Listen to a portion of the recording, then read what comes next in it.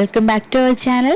അപ്പോൾ ഇന്നൊരു മാംഗോ കേക്കിൻ്റെ റെസിപ്പി ആയിട്ടാണ് ഞാൻ വന്നിരിക്കുന്നത്. അതുപോലെ തന്നെ മറ്റൊരു സന്തോഷം കൂടി പറയാൻ വേണ്ടിയിട്ടാണ്. നമ്മുടെ ഗീവ് അവേ അനൗൺസ് ചെയ്തിട്ടുണ്ട്. അപ്പോൾ 5000 സബ്സ്ക്രൈബേഴ്സ് ആകുമ്പോഴാണ് നമ്മൾ ഗീവ് അവേ വിന്നറിനെ ചൂസ് ചെയ്യുന്നത്. അപ്പോൾ അതിനുവേണ്ടി നിങ്ങൾ ചെയ്യേണ്ടത് എല്ലാ വീഡിയോസും കാണുക.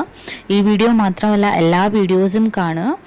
എന്നിട്ട് നിങ്ങൾ അനുയോജ്യമായിട്ടുള്ള കമൻസ് ഇടുക, വീഡിയോ ലൈക്ക് ചെയ്യുക, അതുപോലെ തന്നെ സബ്സ്ക്രൈബ് ചെയ്യുക, നിങ്ങളുടെ ഫ്രണ്ട്സിനും ഫാമിലിക്കൊക്കെ ഷെയർ ചെയ്ത് കൊടുക്കുക.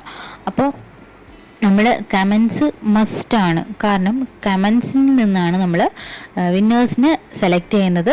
അപ്പോൾ അതുകൊണ്ട് കമൻസ് ഇടാൻ മറക്കരുത്. വീഡിയോയ്ക്ക് അനുയോജ്യമായിട്ടുള്ള നല്ല നല്ല കമൻസ് ഇടുക. അപ്പോൾ ഒട്ടും വൈകിപ്പിക്കാണ്ട് നമുക്ക് നമ്മുടെ വീഡിയോയിലോട്ട് പോവാം.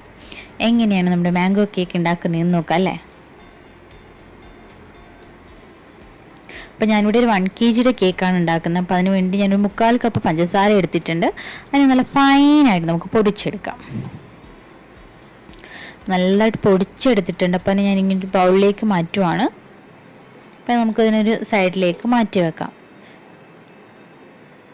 ഇനി അടുത്ത് ഞാൻ ഒരു 1/4 കപ്പ് മാംഗോയുടെ ചോക്ലേറ്റ് എടുത്തിട്ടുണ്ട്. അതിലേക്ക് ഒരു 2 ടേബിൾ സ്പൂൺ തിളച്ച പാൽ കൂടെ ചേർത്തിട്ട് മിക്സ് ചെയ്തിട്ട് നമ്മളൊരു ഭാഗത്തേക്ക് മാറ്റി വെക്കാം. അപ്പോൾ നല്ല തിളച്ച പാലായിരിക്കണമെങ്കിൽ മാത്രമേ നമ്മുടെ ചോക്ലേറ്റ് നന്നായിട്ട് മെൽറ്റായി വരുള്ളൂ. റൂം ടെമ്പറേച്ചറിലുള്ള ചോക്ലേറ്റ് ആയിരിക്കണം.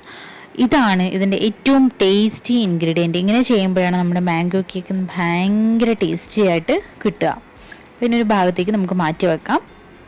ഒരു ഡ്രൈ ബൗൾ ഞാൻ എടുത്തിട്ടുണ്ട്. അതിലേക്ക് നമ്മുടെ ഡ്രൈ ഇൻഗ്രീഡിയൻസ് അരച്ചിടുക. അപ്പോൾ ഞാനിതിലേക്ക് 1 കപ്പ് മൈദ ഇട്ട് കൊടുക്കുന്നുണ്ട്. അതിന്ന് 2 ടേബിൾ സ്പൂൺ മൈദ നമ്മൾ എടുത്ത് മാറ്റുന്നുണ്ട്. എന്നിട്ട് അതേ സെയിം അളവിൽ തന്നെ നമ്മൾ 2 ടേബിൾ സ്പൂൺ കോൺഫ്ലോർ ഇട്ട് കൊടുക്കുന്നുണ്ട്. അപ്പോൾ കോൺഫ്ലോർ ഓപ്ഷണലാണ്. കോൺഫ്ലോർ ഇടുമ്പോൾ നമ്മുടെ കേക്ക് ഒന്നുകൂടി സോഫ്റ്റ് ആവും. അപ്പോൾ അതിന് വേണ്ടിയിട്ടാണ് അങ്ങനെ ചെയ്യുന്നത്. കോൺഫ്ലോർ വേണമെന്നുള്ളവർ ഇട്ടാൽ മതി, ഇല്ലെങ്കിൽ മൈദ യൂസ് ചെയ്തിട്ട് തന്നെ നിങ്ങൾക്കിത് ചെയ്യാം. അപ്പോൾ ഇതിലേക്ക് ഒരു 1/4 teaspoon baking soda, 1 teaspoon baking powder, 1/2 teaspoon cocoa പൗഡറും ഓപ്ഷണലാണ്.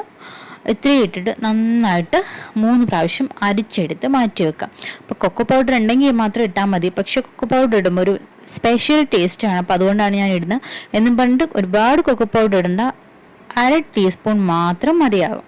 അപ്പോൾ നന്നായിട്ട് അരിച്ചിട്ട് 3 പ്രാവശ്യം അരിച്ച് നന്നായിട്ട് മിക്സ് ചെയ്ത് ഒരു ഭാഗത്തേക്ക് മാറ്റി വെക്കാം. ഇനി ഞാൻ 3 റൂം ടെമ്പറേച്ചറുള്ള മുട്ട എടുക്കുന്നുണ്ട്. അതിനെ ഒന്ന് പൊട്ടിച്ച് നമ്മളൊരു ഡ്രൈ ബൗളിലേക്ക് ഒഴിച്ചു കൊടുക്കാം. നമ്മുടെ വിസ്ക്, നമ്മുടെ ബൗള് ഇതിലൊന്നും വെള്ളം ഇല്ലാണ്ടിരിക്കാൻ ശ്രദ്ധിക്കണം. അതുപോലെ തന്നെ നമ്മുടെ മുട്ട റൂം ടെമ്പറേച്ചറിലായിരിക്കാൻ ശ്രദ്ധിക്കണം. ഇല്ലെങ്കിൽ നമ്മുടെ മുട്ട നന്നായിട്ട് ഫ്ലഫി ആയിട്ട് പതഞ്ഞ് വരത്തില്ല. അപ്പോൾ അതുകൊണ്ടാണ് റൂം ടെമ്പറേച്ചറിലായിരിക്കേണ്ടത്. ഇനി ഇതിലേക്ക് 1 നുള്ളു ഉപ്പ് ഞാൻ ഇട്ട് കൊടുക്കുന്നുണ്ട്. ഉപ്പ് വേണമെന്നുള്ളവർക്ക് ഡ്രൈ ഇൻഗ്രീഡിയൻസിൻ്റെ കൂടെ ഇടാം. പക്ഷെ നമ്മൾ ഉപ്പ് ഇട്ടിട്ട് ബീറ്റ് ചെയ്യുമ്പോൾ കുറച്ചുകൂടി ഫ്ലഫി ആയിട്ട് നമ്മുടെ മുട്ട കിട്ടും. അപ്പോൾ അതിന് വേണ്ടിയിട്ടാണ് ഞാൻ ഉപ്പ് ഇതിലേക്ക് ഇടുന്നത്. പിന്നെ നന്നായിട്ട് ബീറ്റ് ചെയ്യുക. അപ്പോൾ 1 മിനിറ്റ് ബീറ്റ് ചെയ്യുമ്പോൾ നല്ലതായിട്ട് ഇങ്ങനെ പതഞ്ഞ് വരും. അപ്പോഴേക്കും നമ്മൾ 1 ടീസ്പൂൺ വാനില എസൻസ് ഒഴിച്ചിട്ട് നന്നായിട്ട് ബീറ്റ് ചെയ്യാം. ഒരു 2 സെക്കൻഡ് കൂടെ നന്നായിട്ട് ഹൈ സ്പീഡിൽ ബീറ്റ് ചെയ്തതിന് ശേഷം നമ്മൾ കുറേശ്ശെ നമ്മുടെ പൗഡേർഡ് ഷുഗർ ഇട്ട് കൊടുക്കുക. അപ്പോൾ മുഴുവൻ ഷുഗറും ഇട്ട് നല്ല ഫ്ലഫി ആയിട്ട് നമ്മൾ എന്ത് ചെയ്യാം, ബീറ്റ് ചെയ്തെടുക്കുക. അപ്പോൾ നല്ല എത്രത്തോളം നമ്മുടെ മുട്ട ഫ്ലഫി ആയിട്ട് വരുന്നു അത്രത്തോളം നമ്മുടെ കേക്ക് സോഫ്റ്റ് ആയിരിക്കും. അപ്പോൾ കുറേശ്ശെ ഇട്ട് കൊടുത്തിട്ട് തന്നെ ഇതിനെ നന്നായിട്ട് ബീറ്റ് ചെയ്തെടുക്കാം. അപ്പോൾ ഇത് നന്നായിട്ട് ഞാനൊരു 2-3 മിനിറ്റോളം ഹൈ സ്പീഡിൽ ബീറ്റ് ചെയ്തിട്ട് നല്ല ക്രീമി ആയിട്ട് നല്ല ഫ്ലഫി ആയിട്ട് വന്നിട്ടുണ്ട്. ഇതിലേക്ക് ഒരു 1/2 കപ്പ് ഓയിൽ ഒഴിച്ചെടുക്കാം. ഞാനിതിൻ്റെ പാം ഓയിലിനാണ് എടുത്തിട്ടുള്ളത്. നിങ്ങൾക്ക് വേണമെങ്കിൽ സൺഫ്ലവർ ഓയിലും യൂസ് ചെയ്യാം. അപ്പോൾ അത് ഒഴിച്ചിട്ട് ഒരുപാട് നേരം നമ്മൾ ബീറ്റ് ചെയ്യാൻ പാടില്ലെങ്കിൽ നമ്മൾ ഫ്ലഫി ആയിട്ട് വന്ന മുട്ട എല്ലാം താന്നു പോകും. 2 സെക്കൻഡ് ലോ സ്പീഡിൽ ബീറ്റ് ചെയ്താൽ മതി നമ്മുടെ ഓയിൽ ഒഴിച്ചിട്ട്. പിന്നെ നമുക്ക് ഡ്രൈ ഇൻഗ്രീഡിയൻസ് കുറേശ്ശെ ആഡ് ചെയ്ത് കൊടുക്കാം. അതിൻ്റെ കൂടെ തന്നെ ഞാനൊരു 1/4 കപ്പ് നമ്മുടെ മാംഗോയുടെ മാംഗോ ക്രഷാണ്. നമുക്ക് വേണമെങ്കിൽ ഫ്രഷ് മാംഗോ വെച്ചിട്ട് മാംഗോ പൾപ്പ് ഉണ്ടാക്കാം. അപ്പം ഞാനിവിടെ കടയിൽ നിന്ന് വാങ്ങിച്ചിട്ടുള്ള മാംഗോ ക്രഷാണ് ഇട്ട് കൊടുത്തേക്കുന്നത്. അപ്പോൾ ഞാൻ വിസ്ക് വെച്ചിട്ട് മിക്സ് ചെയ്യുവാണ്. അപ്പോൾ നല്ലതായിട്ട് മിക്സായി വരും, കട്ട കെട്ടുമൊന്നുമില്ല. അപ്പോൾ അതുകൊണ്ട് വിസ്ക് കൊണ്ട് മിക്സ് ചെയ്യുന്നതായിരിക്കും നല്ലത്. ഇനി ബാക്കി പൊടി ഇട്ട് കൊടുക്കുക. അപ്പോൾ ഇതിൻ്റെ കൂടെ തന്നെ നമ്മൾ മിക്സ് ചെയ്ത് വെച്ചിരുന്ന നമ്മുടെ മാംഗോയുടെ ചോക്ലേറ്റ് കൂടി ഇതിലേക്ക് മുഴുവനായിട്ട് ഒഴിച്ചു കൊടുക്കാം. ഇത്തിരി നമുക്കിതിൽ ആവശ്യമുണ്ട്. എന്നിട്ട് നന്നായിട്ട് മിക്സ് ചെയ്യുക. ഞാൻ വിസ്ക് വെച്ചിട്ടാണ് മിക്സ് ചെയ്യുന്നത്. കാരണം നമ്മൾ വിസ്ക് വെച്ച് മിക്സ് ചെയ്യുമ്പം കട്ടയൊന്നും കിട്ടാണ്ട് പെട്ടെന്ന് തന്നെ മിക്സായി കിട്ടും. പക്ഷെ ഒരേ സൈഡിന് തന്നെ മിക്സ് ചെയ്യുക. അപ്പോൾ ഞാനിവിടെ നമ്മുടെ ബേക്കിംഗ് ടിന്നൊക്കെ റെഡിയാക്കി വെച്ചിട്ടുണ്ട്. അതിലേക്ക് നമ്മൾ മിക്സ് ചെയ്ത് വെച്ചിട്ട് നമ്മുടെ ബാറ്റർ ഒഴിച്ചെടുക്കാം. അതിന് ശേഷം നമ്മൾ സ്ക്യൂർ വെച്ചിട്ട് അല്ലെങ്കിൽ ഒരു ഈർക്കിയിലോ അല്ലെങ്കിൽ എന്തെങ്കിലും പപ്പട കുത്തിയോ വെച്ചിട്ട് ഇതുപോലെ ഒന്ന് ആക്കി കൊടുക്കുക. അതിന് ശേഷം 2-3 പ്രാവശ്യം നന്നായിട്ടൊന്ന് ടാപ്പ് ചെയ്യുമ്പോൾ നമ്മൾ ഇതിനകത്തുള്ള എയർ ബബിൾസ് എല്ലാം പുറത്തു പോകും.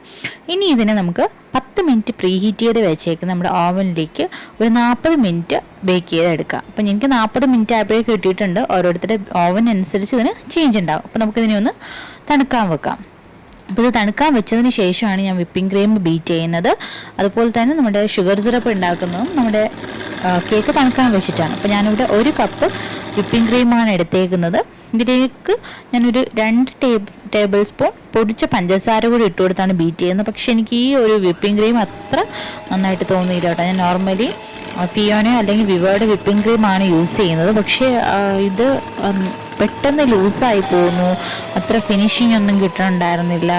ഞാൻ ആദ്യമായിട്ടാണ് ഈ ഒരു വിപ്പിംഗ് ക്രീം വാങ്ങുന്നത്. ഇപ്പോൾ ടോപ്പ് വിപ്പ് എന്നാണ് ഇതിൻ്റെ പേര്. ഇത് യൂസ് ചെയ്തിട്ട് സാറ്റിസ്ഫൈഡ് ആയിട്ടുള്ള ആരെങ്കിലും ഉണ്ടെങ്കിൽ പറയണം കേട്ടോ. അപ്പോൾ ഞാൻ നമ്മുടെ വിപ്പിംഗ് ക്രീം 15 മിനിറ്റ് ഫ്രീസറിൽ വെച്ചിട്ടുണ്ടായിരുന്നു.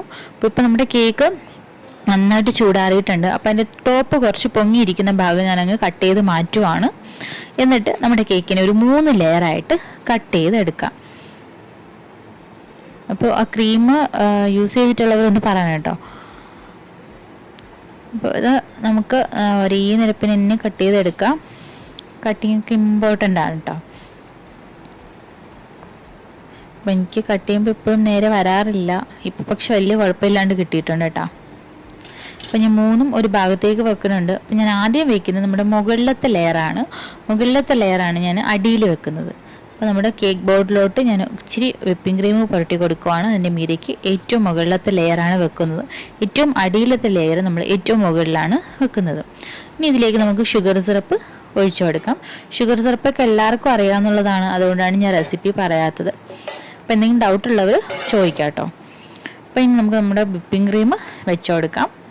വിപ്പിംഗ് ക്രീം നന്നായിട്ട് സ്പ്രെഡ് ചെയ്ത് കൊടുക്കണം എല്ലാ ഭാഗത്തേക്കും എത്തുന്ന ഭാഗത്തിന്. പിന്നെ വിപ്പിംഗ് ക്രീമൊക്കെ നമ്മൾ ഫില്ലിങ്സ് വയ്ക്കുമ്പോൾ നമ്മുടെ കസ്റ്റമറിൻ്റെ ഇഷ്ടത്തിനനുസരിച്ച് തന്നെ വെക്കണം. ചിലർക്ക് ഒരുപാട് വിപ്പിംഗ് ക്രീം ഉള്ളത് ഇഷ്ടമായിരിക്കും, ചിലർക്ക് ഒരുപാട് വിപ്പിംഗ് ക്രീം ഉള്ളത് ഇഷ്ടമല്ലായിരിക്കും. അപ്പോൾ അതിനനുസരിച്ച് നമ്മൾ വിപ്പിംഗ് ക്രീം വയ്ക്കുക. അപ്പോൾ ഞാനിതിൻ്റെ ഫില്ലിംഗ് ആയിട്ട് മാംഗോ ക്രഷാണ് കൊടുക്കുന്നത്. നിങ്ങൾക്ക് മാംഗോ ക്രഷിന് പകരം നമ്മുടെ ഫ്രഷ് മാംഗോയെ ചെറുതായിട്ട് കട്ട് ചെയ്തിട്ട് നമുക്ക് കുറച്ച് വെള്ളത്തിൽ പഞ്ചസാര, ഒരുപാട് വേണ്ട, പഞ്ചസാര ഇട്ടിട്ട് ഒന്ന് ഈ മാംഗോയുടെ പീസ് ജസ്റ്റ് ഒന്ന് ഇട്ട് ചെറുതായിട്ടൊന്ന് ഇച്ചിരി ഒന്ന് വേവിച്ചിട്ട് നമുക്ക് ഇതിനകത്ത് ഫില്ലിങ് വെച്ചെടുക്കാം. നല്ല ടേസ്റ്റാണ് കേട്ടോ. അപ്പോൾ നമ്മൾ പച്ചയ്ക്ക് നമ്മുടെ മാംഗോ വെക്കുമ്പോൾ ചില സമയത്ത് അത് ചിലപ്പോൾ ഒരു കസ്റ്റമർ 2-3 ദിവസമൊക്കെ വെക്കണമെങ്കിൽ ഫ്രഷ് മാംഗോ ആകുമ്പോൾ അത് കേടായി പോകും കേക്ക്. അപ്പോൾ അതുകൊണ്ടാണ് ഇച്ചിരി ഒന്ന് വേവിച്ചിട്ട് വെക്കാൻ പറഞ്ഞു കേട്ടോ. ഞാൻ സെക്കൻഡ് ലെയർ വെച്ച് കൊടുത്തിട്ടുണ്ട്. അതിലേക്ക് ഞാൻ നമ്മുടെ ഷുഗർ സിറപ്പ് ഒഴിച്ചു കൊടുത്തിട്ടുണ്ട്. ഇനി നമുക്ക് നമ്മുടെ വിപ്പിംഗ് ക്രീം വെച്ചെടുക്കാം. ഞാൻ കുറച്ച് വിപ്പിംഗ് ക്രീമേ വെക്കണുള്ളൂ. കാരണം കസ്റ്റമറിന് ഒരുപാട് വിപ്പിംഗ് ക്രീം വേണമെന്ന് ആഗ്രഹമില്ലാത്ത ആളാണ്. അപ്പോൾ അതുകൊണ്ട് ഞാൻ കുറച്ച് വിപ്പിംഗ് ക്രീം മാത്രമേ വെക്കണുള്ളൂ. അപ്പോൾ എനിക്ക് ഫ്രഷ് മാംഗോ കിട്ടാത്തത് കൊണ്ടാണ് ഞാൻ ഈ മാംഗോ ക്രഷ് ഇതിൻ്റെ ഫില്ലിംഗ് ആയിട്ട് വെച്ചത്. ഫ്രഷ് മാംഗോ കിട്ടിയിരുന്നെങ്കിൽ ഞാൻ ആ ഒരു ഫില്ലിങ് കാണിച്ചു തന്നേനെ. പക്ഷേ നല്ല ടേസ്റ്റ് ആണല്ലോ. നമ്മൾ നല്ല മധുരമുള്ള മാങ്ങയാണെന്നുണ്ടെങ്കിൽ അത് നല്ല ടേസ്റ്റി ആയിട്ടുള്ള ഒരു ഫില്ലിംഗ് ആണ് അങ്ങനെ ചെയ്യുന്നത് കേട്ടോ. ഇടയ്ക്കൊന്ന് കടിക്കാൻ കിട്ടുമ്പോഴേക്കും നല്ല ടേസ്റ്റിയാണ്.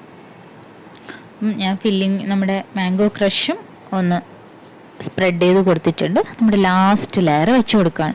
അപ്പോൾ ഞാൻ തിരിച്ചാണ് വെച്ചേക്കുന്നത്. ഇനി ഇതിൻ്റെ നമ്മുടെ ഷുഗർ സിറപ്പ് യൂസ് ചെയ്തിട്ട് നന്നായിട്ട് വെറ്റ് ചെയ്യാം. അപ്പോൾ ഞാനിതിന് ഷുഗർ സിറപ്പിന് ആവശ്യമായിട്ട് 1 കപ്പ് വെള്ളത്തിലേക്ക് ഞാനൊരു 1/2 കപ്പ് പഞ്ചസാര മാത്രമേ എടുത്തിട്ടുള്ളൂ. 1 കിലോ ആയതുകൊണ്ടാണ് ഞാൻ ഇത്രയും എടുത്തിട്ടുള്ളത്. അപ്പോൾ ഇത്രയും നമുക്ക് ആവശ്യമായിട്ട് തന്നെ ഉണ്ട് ഈ കേക്കിന്. അപ്പോൾ ഇതിന് മീതേക്ക് ഞാൻ ആദ്യം ഒരു ക്രം കോട്ട് ചെയ്യണം. അപ്പോൾ ക്രം കോട്ട് ചെയ്ത് ഒരു 10-15 മിനിറ്റ് നമ്മൾ ഫ്രീസറിൽ വെച്ചിട്ട് എടുത്ത് നമ്മൾ ഫിനിഷിങ് ചെയ്യുകയാണെങ്കിൽ കുറച്ചുകൂടെ നന്നായിരിക്കും. അപ്പോൾ അതുകൊണ്ടാണ് ഞാൻ ക്രം കോട്ട് ചെയ്യുന്നത്. ക്രം കോട്ട് ജസ്റ്റ് നമ്മുടെ കേക്കിലൊന്ന് വിപ്പിംഗ് ക്രീം ആയാൽ മാത്രം മതി. ഒരുപാട് വാരി അങ്ങ് തേക്കണ്ട, ഇച്ചിരി മതി. ജസ്റ്റ് നമ്മുടെ മീതെയുള്ള ക്രംസൊക്കെ ഒന്ന് പോകാൻ വേണ്ടിയാണ് നമ്മൾ ക്രം കോട്ട് ചെയ്യുന്നത്. അപ്പോൾ ഇനി ഒരു 15 മിനിറ്റ് ഫ്രീസറിൽ വെച്ചിട്ടുണ്ട്. അപ്പോൾ ഫ്രീസറിൽ വെച്ചിട്ട് എടുത്തിട്ട് ഞാനൊരു യെല്ലോ കളറാണ് നമ്മൾ പുറത്തേക്കുള്ള ക്രീമിന് വേണ്ടിയിട്ട് കൊടുത്തെടുത്തിരിക്കുന്നത്. നിങ്ങൾക്ക് ഇപ്പോൾ വൈറ്റ് കളർ തന്നെ വേണമെന്നുണ്ടെങ്കിൽ അങ്ങനെയും കൊടുക്കാം. അപ്പോൾ ഞാനിവിടെ കുറച്ചുകൂടെ ഭംഗിക്ക് വേണ്ടിയിട്ടാണ്, മാംഗോ കേക്കല്ലേ, അപ്പോൾ അതുകൊണ്ട് യെല്ലോ കളറാണ് കൊടുത്തേക്കുന്നത്. ഇത് ഫുള്ള് ഞാൻ ടോപ്പ് വരയ്ക്കും ഈ ഒരു കളർ തന്നെയാണ് കൊടുക്കുന്നത്. വേറെ കളേഴ്സൊന്നും ആഡ് ചെയ്യണില്ല. ഒരു യെല്ലോ കളർ തന്നെയാണ് കൊടുക്കുന്നത്.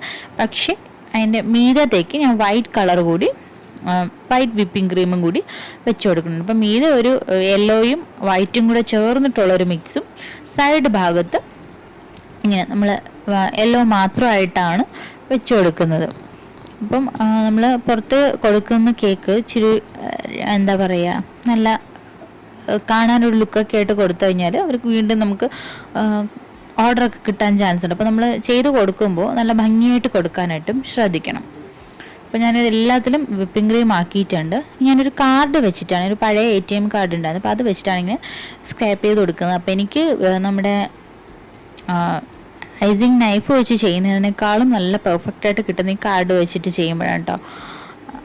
ഇല്ലെങ്കിൽ സ്ക്രാപ്പർ ഉണ്ടെങ്കിൽ സ്ക്രാപ്പർ വെച്ചിട്ടും ചെയ്ത് കൊടുക്കാം. അപ്പോൾ ഈ ഒരു കാർഡ് വെച്ചിട്ട് തന്നെയാണ് ഞാൻ എല്ലാ ഭാഗവും ഫിനിഷാക്കി എടുക്കുന്നത്. അപ്പോൾ എനിക്ക് ഇത് നല്ല ഫിനിഷായിട്ട് കിട്ടുന്നുണ്ട്. അപ്പോൾ ട്രൈ ചെയ്ത് നോക്കട്ടെ, നമുക്ക് പെട്ടെന്ന് നല്ല ഫിനിഷ് ആക്കിയിട്ട് കിട്ടും നമ്മുടെ കേക്ക് ഈ ഒരു കാർഡ് വെച്ചിട്ട് ചെയ്യുമ്പോൾ. അപ്പോൾ കാർഡിൻ്റെ തൊലിയൊക്കെ കളഞ്ഞിട്ട് നല്ല ക്ലീൻ ആക്കി വെക്കുക. അപ്പോൾ ഞാനിതിൽ സ്ക്രേപ്പർ യൂസ് ചെയ്യുന്നതിന് പകരം നമ്മുടെ ബ്രഷ് ഇല്ലേ, അപ്പോൾ ബ്രഷ് വെച്ചിട്ട് ഇങ്ങനെ ഒരു ഡിസൈനാണ് സൈഡിലേക്കും കൊടുക്കുന്നത്. നിങ്ങൾക്ക് സ്ക്രേപ്പർ വെച്ചിട്ട് വേണമെങ്കിലും ഈ ഒരു സ്ക്രേപ്പർ വെച്ചിട്ട് ചെയ്യുമ്പോൾ കുറച്ചുകൂടെ വലിയ ഹോൾസ് വരുന്നൊരു ഡിസൈൻ വരും. അപ്പോൾ ഇത് ഞാനൊരു 15 മിനിറ്റ് ഫ്രീസറിൽ വെക്കുവാണ്. അപ്പോൾ 15 മിനിറ്റ് ഫ്രീസറിലൊക്കെ വെച്ചിട്ട് എടുത്തിട്ടുണ്ടെങ്കിൽ നമുക്ക് ഡിസൈൻ തുടങ്ങാം. അപ്പോൾ ഞാനൊരു ലീഫ് നോസിൽ വെച്ചിട്ട് ഒരു ലീഫിനെ പോലത്തെ ഒരു ഡിസൈനാണ് താഴത്തേക്ക് കൊടുക്കുന്നത്. ഏറ്റവും താഴെ നമ്മൾ ലീഫിൻ്റെ ഒരു ലെയർ ജസ്റ്റ് നമ്മൾ സാധാരണ ലീഫ് വരയ്ക്കുന്നതാണെങ്കിൽ ഒന്ന് പ്രസ് ചെയ്ത് കൊടുക്കുക, എന്നിട്ടൊന്ന് ചെറിയതായിട്ടൊന്ന് ഷേക്ക് ചെയ്ത് കൊടുക്കുക. അങ്ങനെ ഇത് മുഴുവനും ചെയ്തെടുക്കണുണ്ട്.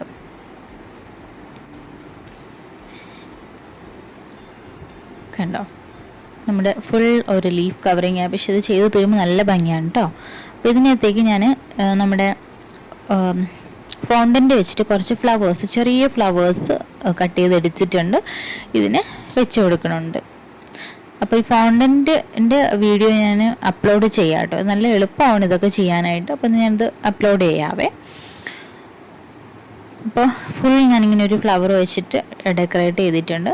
ഈ ടോപ്പിൽ ഞാൻ നമ്മുടെ ഗ്രാസിൻ്റെ നോസിലാണ് എടുത്തേക്കുന്നത്. ഒരു ഗ്രാസ് പോലത്തെ ഒരു ഡിസൈനാണ് കംപ്ലീറ്റ്ലി റൗണ്ടായിട്ടും കൊടുക്കുന്നത്.